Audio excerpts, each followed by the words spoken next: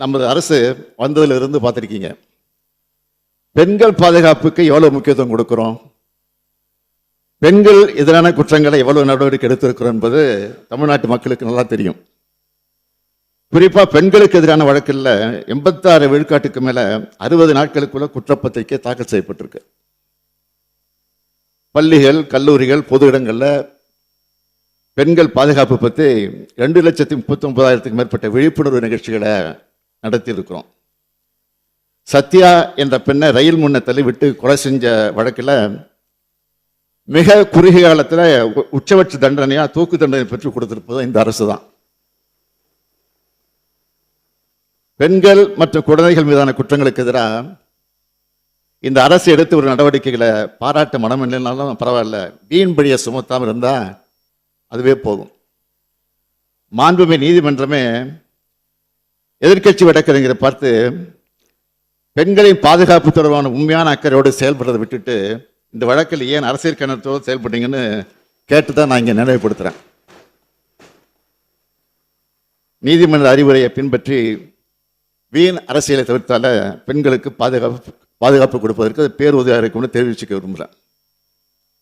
இன்னைக்கு தமிழ்நாடு பெண்களுக்கு குழந்தைகளுக்கு பாதுகாப்பு மாநிலமாக திகழுது. இந்த அரசு அமைந்ததிலிருந்து நாங்கள் எடுத்திருக்கக்கூடிய தொடர் நடவடிக்கைகள் தான் இதுக்கு காரணம். இது தொடர்பான ஒரு புள்ளி விவரத்தை நான் சொல்ல விரும்புகிறேன்.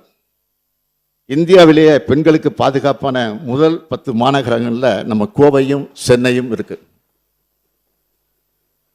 பெண்கள் அதிகம் பேர் வேலைக்கு செல்லும் மாநிலம் தமிழ்நாடு தான் முன்னிலையில் இருக்கு. 10 லட்சத்துக்கு உட்பட்டு இருக்கக்கூடிய மக்கள் தொகை உள்ள சில சிறிய நகரங்களில் திருச்சி, வேலூர், ஈரோடு, சேலம், திருப்பூர் ஆகிய 5 நகரங்களும் முதல் தரவரிசையில் பாதுகாப்பான நகரங்களாக இருக்கு. சென்னை மாநகர விவகாரத்தில் மட்டும் இல்லாமல் எந்த பாலியல் வன்கொடுமை புகாரிலையும் இந்த அரசு நடவடிக்கை எடுக்காம வேடிக்கை பார்த்ததும் இல்லை, விலகி நிற்கிறதும் இல்லை. மனசாட்சி இல்லாம பெண்களின் பாதுகாவலர்கள் மாதிரி பேசுறவங்க கடந்த அதிமுக ஆட்சியில் பொள்ளாச்சியில் என்ன நடந்ததுன்னு கொஞ்சம் நினைச்சு பாருங்க.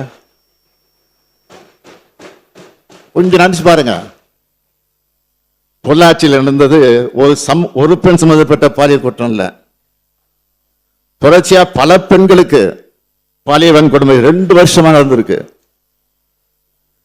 ஒரு கும்பல் செஞ்சுட்டு வந்திருக்கு. அன்றைய அதிமுக ஆட்சி எந்த நடவடிக்கை எடுக்கல. சிபிஐ கிட்ட இந்த வழக்கு போன பிறகுதான் உண்மையெல்லாம் வெளிச்சத்துக்கு வந்துச்சு. பாதிக்கப்பட்ட பெண்களில் ஒருவர் தனக்கு நேர்ந்த கொடுமையை பற்றி தன்னோட அண்ணன் கிட்ட சொல்றார். பிரச்சனைக்குரிய 4 பேரையும் அவரே பிடிச்சு கொண்டு வந்து பொள்ளாச்சி டவுன் காவல் நிலையத்தை ஒப்படைக்கிறார். பாலியல் தொல்லை, ஆபாசமா படம் எடுத்தல், செயின் பறிப்புன்னு புகார் கடிதம் தர்றார். வீடியோக்கள், செல்போன்கள் ஆகியவற்றுடன் 4 குற்றவாளிகளையும் இவங்க ஒப்படைக்கிறாங்க. இதனை பெற்றுக்கொண்ட போலீசார் வழக்கு பதியல, எல்லோரையும் விடுவிச்சிட்டாங்க. இதுதான் அன்றைய முதல்வர் சார் ஆட்சியில சட்டம் ஒழுங்கு லட்சணம்.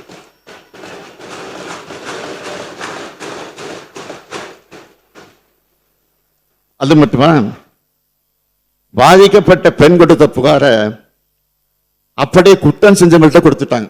அந்த புகாரை குற்றம் யார் செஞ்சிருக்காங்களோ அவங்கள்ட்டே கொடுத்துட்டாங்க. இதை எதிர்த்தது அதிமுக பிரமுகர் வார் நாகராஜன் பாதிக்கப்பட்ட பெண்ணோட அண்ணனை தாக்குகிறார். அந்த புகார் மேலே நடவடிக்கை எடுக்காத அரசு தான் அதிமுக அரசு.